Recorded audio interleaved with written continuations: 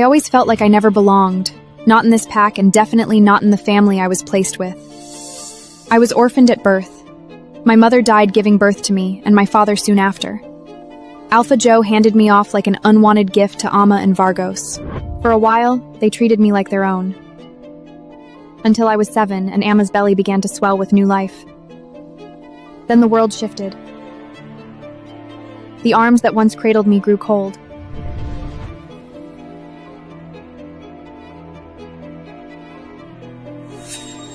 Narayan! It's 5 in the damn morning! Get your useless self moving! I closed my eyes and breathed deep. Today was different. Tonight, under the moonlight, my dormant wolf gene will awaken and I'll finally become a full-fledged werewolf. Once I shift, I can leave Amma's house and start saving to finally get out of Kragnan. A small, secret smile tugged at my lips. I'd been waiting for this moment my whole life. I rose stiffly from my pile of clothes. There she was, leaning over the railing like a queen surveying her dirty peasant. Sorry. Sorry? You should be. Living off our kindness all these years, the least you could do is pick up more slack. It's the weekend. I swallowed the bitter rage clawing up my throat. More slack? What more could I possibly do that wasn't already dumped on my shoulders? I clenched my fists until my knuckles shook. Just a few more hours, I reminded myself. I woke Levian to get his laundry. He shoved 2 overflowing baskets into my arms and threw a duvet at the back of my head before slamming the door. Downstairs, Amma was sipping coffee and reading a fashion magazine. The washing machine's broken. Peter can fix it later. Take the laundry down to the river bend and wash it by hand. Oh, and grab your father's and my laundry too. I tripped and grabbed the counter, accidentally knocking a plate to the floor.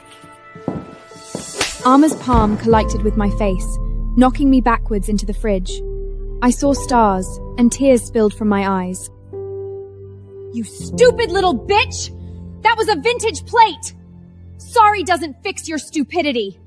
Useless girl! You're nothing but a migraine! I stayed silent, letting the insults rain down until she stormed off. Then I heaved the heavy bags onto my back and stumbled toward the river bend, where there was less chance of anyone seeing me like this. By the time I made it back, the sun was retreating. I heard Alpha Joe's voice inside. I pushed open the door, and every head at the dining table turned toward me. Amma sweetly told a lie, saying that I went to wash clothes by the river because I complained the washing machine hadn't gotten them clean enough. Nareen, I've been waiting for you. It's custom for the Alpha to bless you on your birthday and pray that Arena's spirit sees you through your transformation from man to beast. I blinked, stunned. I took a single spoonful of pasta at dinner. My parents hadn't. Suddenly, heat exploded under my skin. I doubled over, gasping. Get out. I took a deep breath through the pain and stumbled out the door. The storm howled, and rain pounded down. My bones snapped and elongated painfully slow, my spine twisting at odd angles. I laid there crying, powerless. After an eternity, the pain faded, and I staggered up panting. I looked down, and my white fur shimmered under the rain, with champagne-hued, burnished golden tips. I howled wildly to the red moon, brimming with happiness, and turned back toward the others. Monster.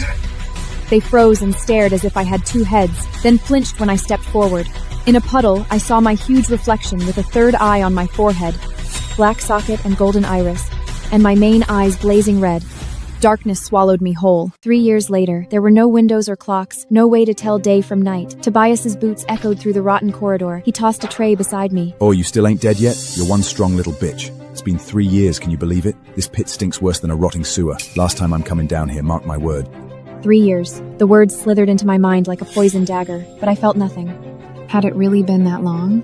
I stared up at the cracked ceiling, tracing the spiderweb of fractures again and again.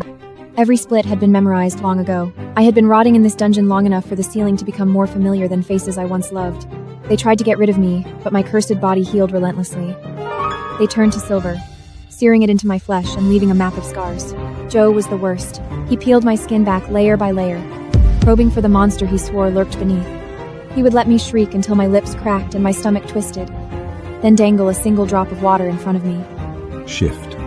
Show me what you really are. But I was too weak to summon the beast he so feared. I had screamed for death, begged for it in hoary sobs, but even death found me repulsive, leaving me trapped in this decaying shell.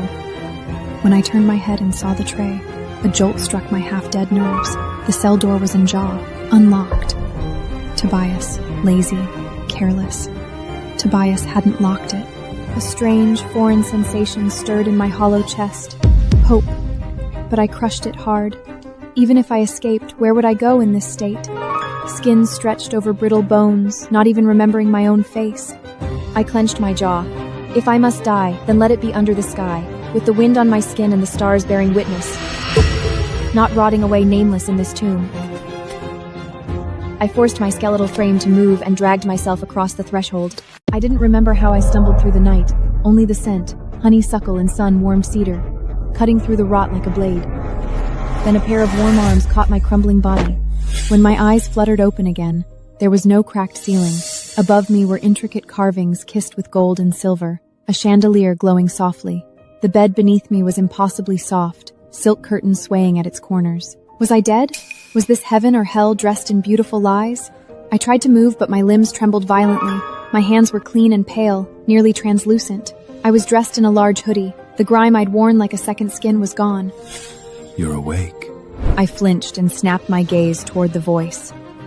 He was the most beautiful man I'd ever seen.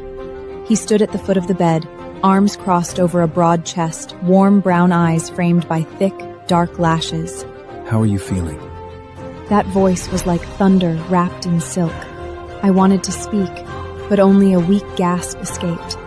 When he reached out a hand, I threw my arms up to shield my face, bracing for the blow I knew would come. I don't want to hurt you.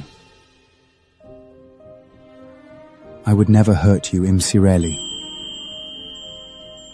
I peeked through my arms. He had lowered his hand and wore a sad smile. He introduced himself as Sargus, the ruthless, untouchable Lycan King. He said I was in the palace of Karagnir, that he had found me on Snow Wolf territory. This had to be a hallucination. How could someone as broken as I am be in the palace? In the king's bed. I tried to pinch myself awake, but there was no flesh to grip. So I scooted toward the edge, intending to fall and wake up. The next second, I crashed into a solid chest. His heartbeat thudded against my ear. I looked up into those warm eyes that could melt the fiercest ice. But warmth was always a lie. I pushed weakly, but he simply laid me back on the bed. Then he pulled out a phone and issued a steady command. Royal physician. My room. He was summoning an entire medical team. This is all my fault. I'm sorry I didn't find you sooner. He dropped his head onto my lap, his broad shoulders trembling slightly. I froze. Why would a king grieve over me? A knock sounded, and a group in teal scrubs filed in, bowing in unison. That was what they called him. Supreme Alpha. And I sat there, trembling, utterly bewildered. What the actual fuck was happening? They wanted to examine me. I curled into a ball, pressing my palms over my ears, rocking back and forth. Don't touch me. Please, no. The man called Sarja sat on the edge of the bed, his voice low. I promise you, Imsireli, nobody here is going to hurt you. They won't touch you in any way you're uncomfortable with. I swear on my title and my life. I looked at him. There was a burning sincerity in those eyes. Slowly, my hands slid down from my ears. I nodded. The physician Maravek approached cautiously, like handling a frightened fawn. He measured my vitals, my height and weight, his brown deepening. When he gestured for me to open my mouth, a foul stench filled the room, and I saw Sargus's knuckles turn white. They asked questions, and I answered with nods, shakes, or fingers. 3 years since I last spoke. 21. I was 21. Finally, they handed me a notepad and pen to write my name. My hand trembled so badly the letters came out crooked. Nino? Or maybe Maka? The physician guessed twice and was wrong both times. Sargus impatiently snatched the note and squinted at it. Nareen. I nodded. Nareen. He pronounced that name like a sacred vow. Everyone left, and the door clicked shut behind them. Silence wrapped around me again, my oldest best friend. I looked around the massive room. High vaulted ceilings, polished stone walls, a bed big enough for 5. It was too surreal. I was in the Lycan King's palace. In his bed. Under his care. Why? What did he want? No one ever gave without wanting something in return, especially not for someone like me.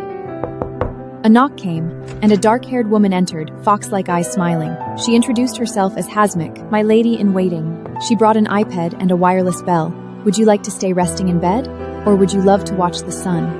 It's beautiful from the balcony. The sun. That word struck me like a jolt to the chest. I pointed weakly toward the window. She smiled and helped me up, letting me lean on her as we shuffled step by step towards the large glass doors. The door slid open, and sunlight flooded in. The first ray hit my face. I froze. The warmth was so foreigner it almost hurt. I closed my eyes and breathed it in, letting it soak into my bones. I had forgotten how the sun felt. Hasmik helped me sink into a giant beanbag that swallowed me whole. The sky was a tender blue, clouds drifting slowly. A breeze kissed my matted hair. I don't know how long I sat there. Maybe I fell asleep.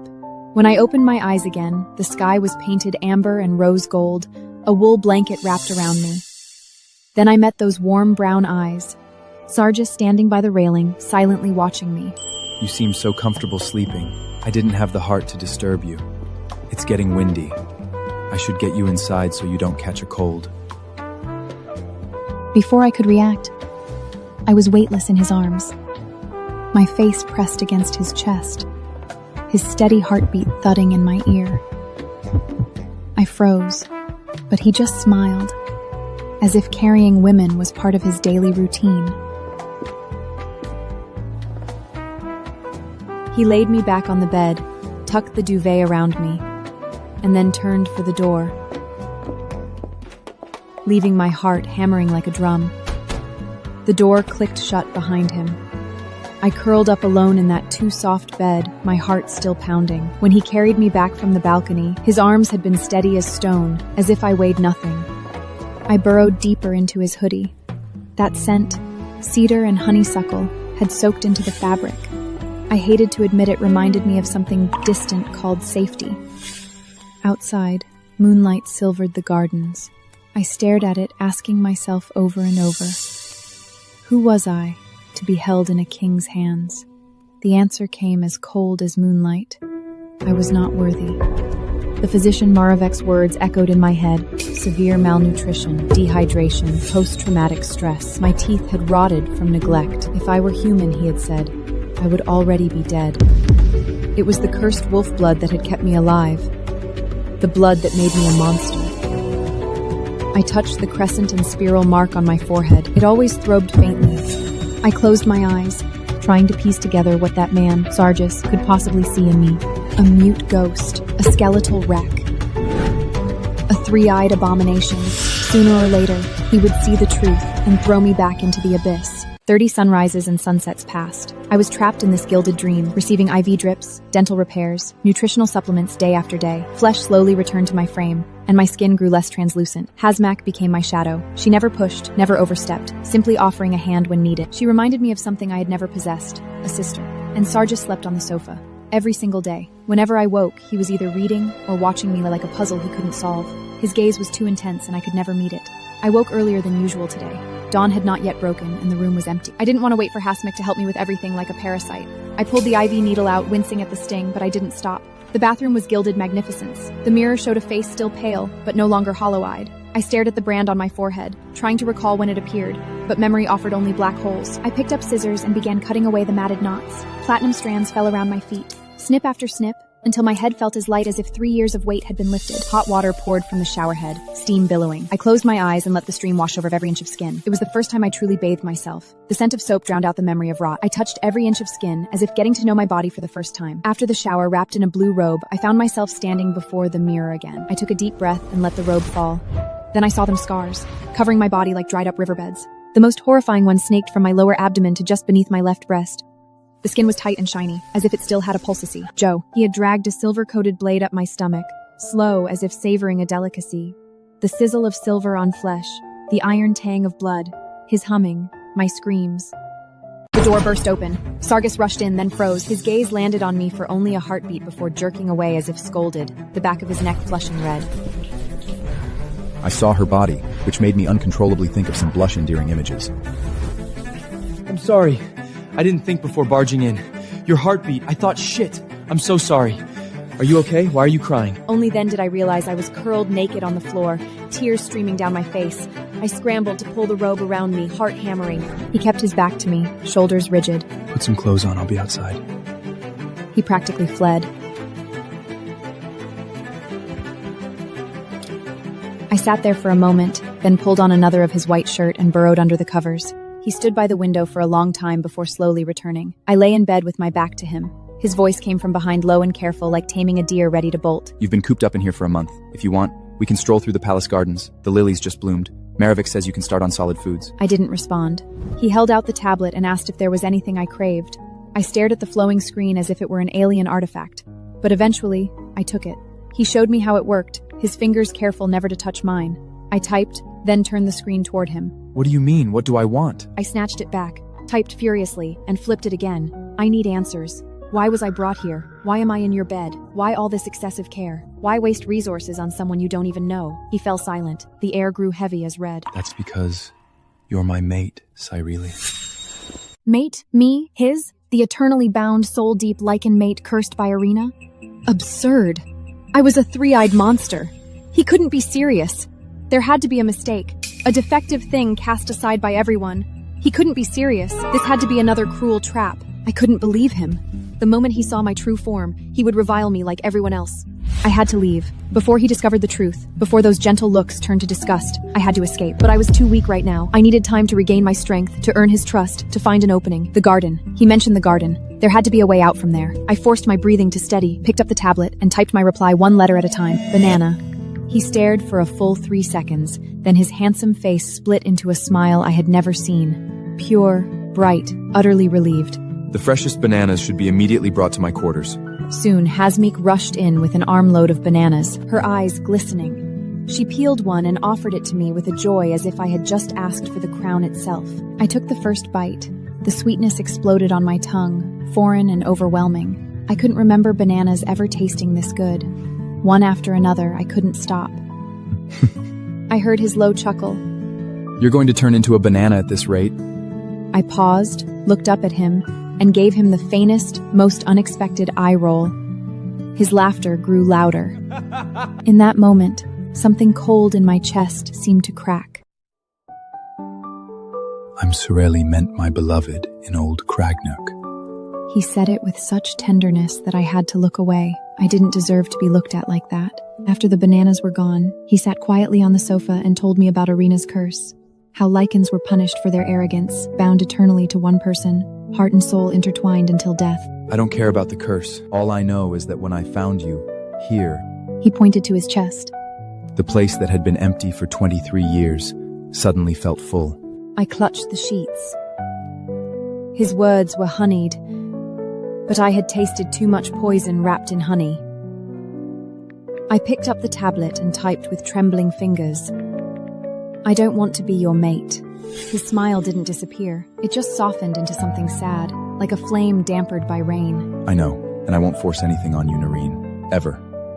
But I also won't lie to you. You're not just anyone to me. You're the only one that's ever silenced the monster inside me. He left after those words, leaving me alone with the silence. I looked toward the balcony. The sky was vast, and I was in a cage. No, I would be no one's prisoner anymore. I would grow strong, exact my revenge, and then be truly free. I walked to the balcony, slid the door open, and cold wind hit my face. I stared at the abyss beyond the railing. One step, and all the pain would end.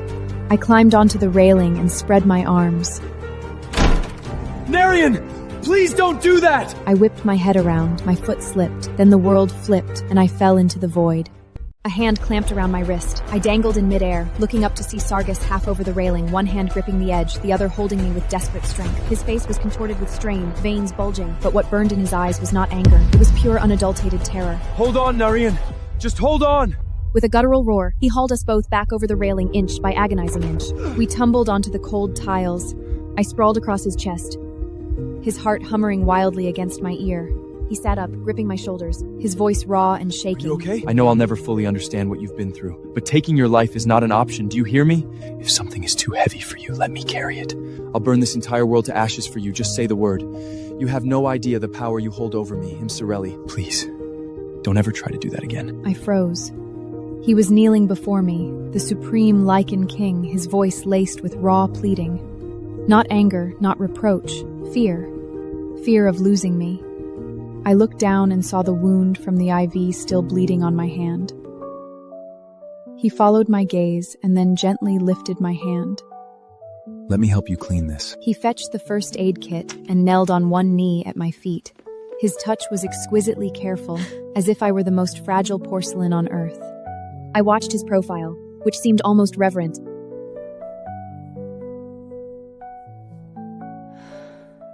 Something hard inside my chest quietly gave way.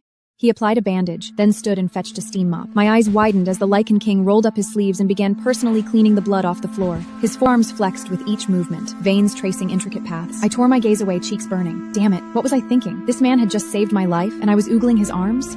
I buried myself under the covers and feigned sleep. The hum of the steam mop was an odd lullaby. After a while, I heard him set it down and quietly settle back onto the sofa. I didn't sleep that night. Not from fear, but from a strange, unnameable flutter. He said I had power over him. But what power could a broken, mute wreck like me possibly hold? 2 months passed. My body recovered rapidly. I could keep down most solid foods and had even gained a little weight in my cheeks. But my wolf remained dormant. Maravek said it would take a few more months. I didn't plan to wait that long. I had to leave. Sargish's tenderness was a net drawing tighter each day, and I feared drowning in it.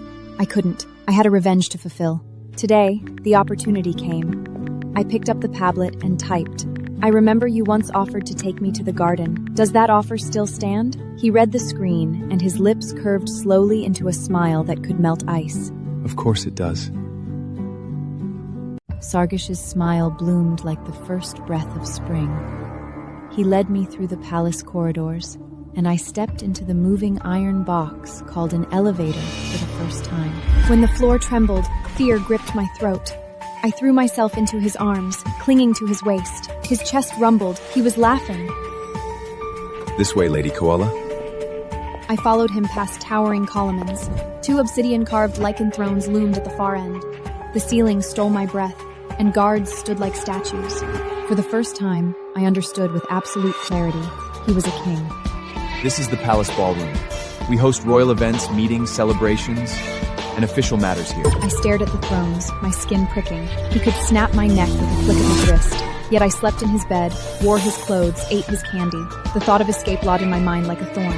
Guards pushed open a heavy oak and iron door, and sunlight spilled in like it had been waiting for centuries. I saw a black luxury car parked in the courtyard.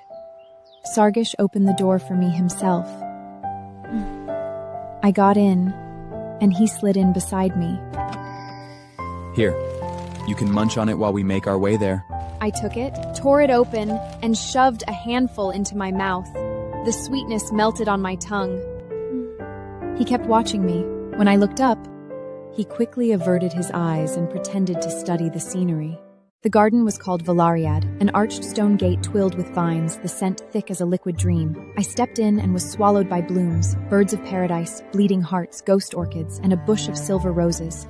They're called moonlit Etel roses. They grow nowhere else in the world. They're used in every major royal event. Mating ceremonies, coronations, presentations of heirs, even funeral rites. I crouched before the roses, afraid to touch them. The petals were true silver, like melted starlight trapped in delicate folds. I didn't know how long I crouched there until my legs cramped. When I stood, I saw Sargis sitting cross-legged on a hanging chair, hand his head, grinning without guard. This has always been my favorite place to escape, even when I was a kid. Whenever I had a fight with my parents or just needed to disappear, I came here. I listened, and the corner of my lips twitched upward against my will. I wiped it away immediately. I had no business smiling at him.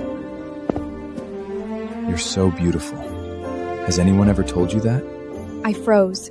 No one, never. Something warm and dangerous swelled in my chest. I had to crush it. I shot to my feet, desperate to flee this tender trap. My heel caught the fountain's edge, and I tilted backward. arms banded around my waist and pulled me against a solid chest. I looked up in panic, just as his face angled down. Our lips touched. Then memory surged like black tide. Joe's hands, Joe's laughter, Joe's weight pinning me down. I screamed and shoved him away, collapsing to the ground, scrubbing frantically at my lips. I heard myself begging hoarsely, but the name I cried was Joe's.